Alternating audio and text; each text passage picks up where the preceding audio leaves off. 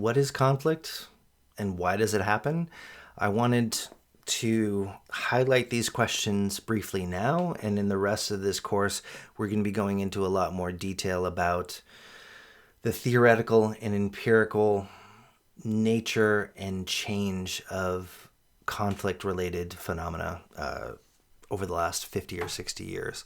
I think when you deal with fundamental questions related to conflict, they related to the why questions we talked about earlier. Why do state and non-state actors use violence at that group or state level? And why do individuals use violence? What is driving those individual decisions and how those individual decisions can shape those kind of national level decisions. We're going to go about this in more detail in the next few weeks in that first part of the class, but I wanted to highlight a couple of overall trends that will be useful for our discussion in the workshop a bit later on. This graph is another way of, it's a different sort of map. It's a map over time, looking at global trends in the types of armed conflict going back to the end of World War II, from the Uppsala Conflict Data Program, which we're going to be talking about repeatedly over the course of the term. But what you can see is, by and large, the most frequent form of conflict over the last 60 years has been this intrastate conflict, civil conflict, followed by a growing amount of the red, the internationalized civil conflict, and the most rare here is the interstate conflict, right there in gray. And so by and large, the most frequent form of conflict is within countries, though the wars between countries the number of them might fluctuate, and these might still be relatively rare, but they haven't gone away. In the similar way as the gray there, the extra state conflicts, those are the anti-colonial wars that basically ended back in the 1970s. After the Portuguese colonies finally got independence. But by and large, the conflict we're going to focus on, civil conflict, is the most common form of conflict in the world today. And the number of conflicts that have international characteristics, that involve international actors, has also been common going back over time, but is becoming more internationalized. I used to teach a class called The Dangers of Globalization, and the ways that globalized supply systems, movement of peoples, the increasing integration of cultures, languages, and societies has a side effect of and technology has just made it easier and increased the interest in the political stability of countries in a way that just didn't exist to the same extent a couple of centuries ago. Blattman and Miguel also have a similar kind of graph. This is from the assigned reading for this week on the Civil War chapter. But I think I wanted to point this out and to connect it with the previous map, because where you stop the map can determine what trends you think go on in the world. And so if you look at this map, right, and for the reading, for the workshop, we're going to go into this in more detail. But by and large, if you try to tell a story to understand or to draw a mental map to this, is that there was an increase in wars in the 80s, and in the aftermath in the 1990s, it gradually decreased over time. And so that might play into the Pinker and others that view the end of conflict as something that's coming, that there's been a decline in conflict. But if you tell that story a decade later, you see this dramatic uptick since 2011. And so you can see trends that might work in the short term might not be as dramatic or applicable if you look at it in the short term. Another way of differentiating the types of conflict I mentioned in the previous video was the intensity of it, how many people die in the conflicts. And so UCDP break their types of conflict into civil conflict and civil war. Civil conflict be those that have more than 25 battle deaths a year, but less than 1,000. And civil war is those that cause more than 1,000 battle deaths. And you can see a growth larger in the smaller scale conflicts, but those larger scale ones aren't necessarily going away as well. And where they are in the world is another way to kind of take a different theoretical slice of that mental map of conflict. But what you can see is while the focus might be on African conflicts in some of the readings and the models, it is not by far the only region that has armed conflict. You see Asia as sometimes the largest region with conflicts. Others, it's behind Africa, but then also Europe and the Middle East and the Americas have also had instability as well. So the why it should matter question is because these things are not unique to a particular part of the world. They can happen much more broader around the world, which kind of takes me back to a more realistic map of the world in which you do see these events scattered from Mexico out on the left side of your screen all the way to the Philippines, which doesn't get as much attention as it deserves in this literature, but is quite active in political instability. So you have a quite dramatic geographic distribution and clustering of a lot of these events, but they do happen in large parts of the world, and if you looked at this map in different time periods, you see them in other countries as well. I think the danger, of course, in looking at civil conflict, which is going to be the focus in this class, is that we are missing some potentially important theoretical factors related to conflict, and some students have focused on intergroup violence, some have focused on interstate conflict.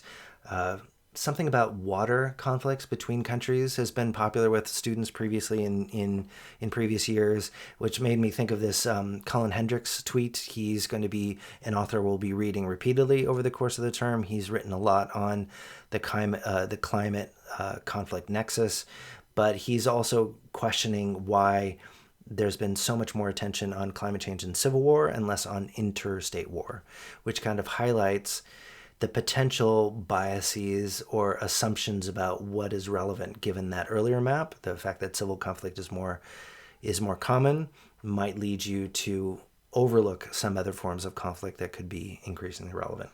So depends on what your assumptions are and what kind of questions you want to ask.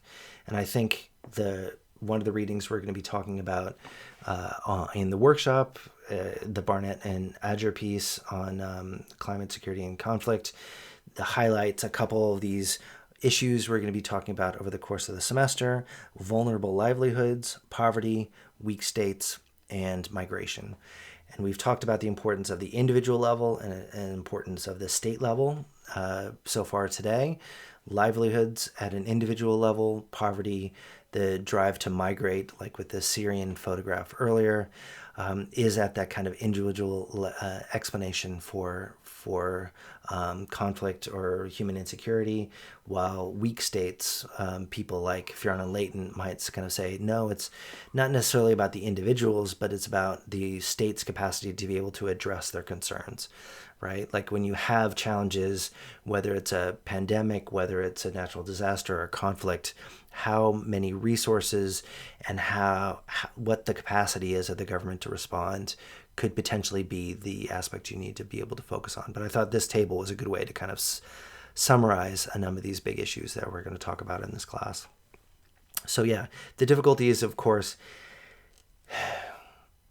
given the complex nature and the in some ways arbitrary delineation of some of these different factors we're going to look at, right? What's the difference between a conflict and a war? One or two bodies can make the difference, right? Is that theoretically important? How we determine the relative importance of vulnerable livelihoods versus migration versus natural disasters for a driver of a conflict is often something we have to think about theoretically as well as empirically. How we define what the outcomes we're looking at, like the typologies of conflict or any other outcome, and how do we interpret the role of a particular variable. When I think about this, it shows the importance of theory, right? Everyone might think that you read a whole bunch of quantitative articles that focuses on just the data. You don't care about the theory, but the data don't have meaning unless you apply meaning to the variables. And in the conflict literature, I know some of you have taken conflict classes before, so you might be familiar with the two works by Collier and Hoffler and Furran and Leighton, two articles that came out 15, 20 years ago now, defining the causes of civil war. And they both use GDP as a measure of civil war onset. And Collier and Hoffler attribute theoretically what drives that relationship between GDP and conflict. As GDP goes up, conflict goes down. It's more economic greed to take over the country that should lead to conflict, while Furran and Leighton says low GDP is actually a proxy for state capacity, that countries with a high GDP have more complex economies and more developed political institutions that be able to address it. So how we interpret the theory is crucial towards how we understand the world and how robust our findings are going to be. And that kind of leads me to a more complex but potentially more accurate theoretical model for conflict from Thomas Homer Dixon. We're going to be reading him in the next couple of weeks. I didn't assign his whole book. It's incredibly interesting and influential book that ties a lot of these factors together. But I think this ties into the Barnett and Adger piece. And I think one of the main goals for this class is for you to make connections between different literatures, different ways of theorizing about the world, and talk about the strengths and weaknesses of them. But you see here in his graph, the final part is violent conflict, group identity conflict, coups, and insurgencies. Often people will group insurgencies and group identity conflicts, and then talk about scarcity due to environmental factors and how that leads to human security challenges like migration, weakened institutions, social segmentation, economic scarcity, right? So this is a more realistic map, but it's where do you draw the line between simple and comprehensive, right? I started a bit earlier today with that simple kind of three-stage model, but over the course of the semester, we're going to be opening up each one of those and looking in more detail about what we mean by these topics, what their effects are, and as you can see from this graph here, how the effects are often reciprocal, right? So that's a lot. And we're going to be going through this map and drawing our own maps later on this week. I already touched on a lot of the course logistics. I think the difficulty in these kind of courses is we're never sure what the next day is going to bring. My daughter is home sick today with a cold. Hopefully she will be better and that I won't be sick for Friday, but who knows? We've all tried to develop skills for teaching online in our school as well as ANU and abroad. But I always remember, this is a bit dated now, but this back when Donald Trump was on Twitter, he posted about how virtual learning is horrible. And then the first response said, yes, it is horrible. Schools need to reopen. And the one on the bottom talking about the difficulty in opening schools safely. And it ties into a whole bunch of general theoretical questions about what is school, what role is in-person learning playing versus reading material, the social side of knowledge, the discussion aspects, and how we can develop an environment that's most conducive to learning and for our own benefit, right? And I'm worried that we're all gonna you're not sure what's going to happen over the next 12 weeks. We all have to look out for bridges coming up and try to devise a path that would be able to get around these kind of shortcuts. And by planning ahead, by reading the course guide, by trying to listen to the lectures and engaging in the class, hopefully we'll be able to avoid these kind of hiccups. And I think when it comes to teaching the class, I've tried to be transparent over time to make sure that expectations are clear. I do follow the course guide, and this kind of shows the grades of classes that I've taught in Australia before the pandemic. Because of the pandemic, things have been a little bit wonky, but I approach the class hoping that at the grade moderating meeting at the end of the term, I get to say, everyone got HDs. It was an amazing class. Everyone did really well. But I understand that human society is complex. We all have different challenges on our times. It's kind of like these theoretical models we've talked about. There's a whole bunch of causes for the final outcome, which is how much students get out of the course, how much they enjoy it, and how much their work reflects their underlying ability and hard work. And so I want to do as much as possible to try to get you to get the most out of the class. And I recognize that there'll be a bunch of different people in a class of 160 people. Some people will be really fired up about the material. It'll be the best class you've ever taken, and you'll dedicate more of your time, resources to be able to focus on that class, this class, as opposed to other classes. Others might have jobs, health issues, working remotely, not enough time, personal issues that would limit the ability to engage in the class. And I want to say that is completely fine. My goal is to try to look at the institutions the ANU has created for me as a teacher and you as a student, to try to understand what's underlying the measures that the university uses, right? All these techniques that we're learning in the class are also useful, ideally, to our own lives, right? So when you think about the ANU as an institution, they have multiple different constituencies, students, staff members, and you want to make sure you provide a world-leading education. And how they measure it is through these kind of CELT scores, right? These scores are from the last time I taught the class. Clear connection between learning outcomes, activities, and the assessment to have a cohesive and organized class. Workload was appropriate to make sure that we don't have classes that are too easy or too hard, to make sure there's a consistent standard and clear expectations. Given good feedback to make sure that students understand what they're doing well and what they're not, so that the learning process can actually happen. My ability to think, right? That is the whole reason why we're here. Undergraduate classes can be hard and overwhelming given the competing pressures and realities of undergraduate students. But once you're done, those kind of time periods to actually sit and think become more incredibly rare. So enjoy that, hopefully.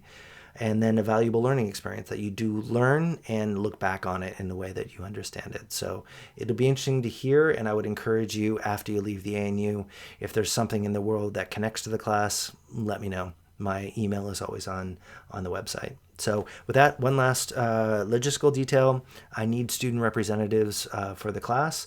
I'll take the first 2 students. Oh, it's not after 1 p.m. on Wednesday. It's after 1 p.m. on Friday, after the final workshop. Students can email me. I need at least 2. I'll take 3. Given the size of the class, they say you can have up to 3. But this is a useful way to provide feedback to the student body, as well as give students another representative besides me in the class to be able to report what's going well and what they would like to change. I, in previous years, have encouraged students to talk to the student reps and have the student reps let me know if there's anything more broad. I'll also have a Poll Everywhere survey open, so if you ever have any questions, you can post to that as well. It's polleverywhere.com/POLS. But I'll post that in the workshop as well. So with that, I've been talking enough today. I look forward to the workshops when we can actually get a discussion going. I think for me, I'll try to connect it back to where I started with our 4 elements. That is a theoretical way for me to kind of think about how we understand the world, what fundamental elements do we think are shaping the world and our actions within it, and what the competing challenges and pressures those different elements have, right? But it's not something unique and is tied back to how people understood the world centuries ago, as well as more recently. So with that, I'll see you in workshop. Thank you for listening, and I hope you have a great day.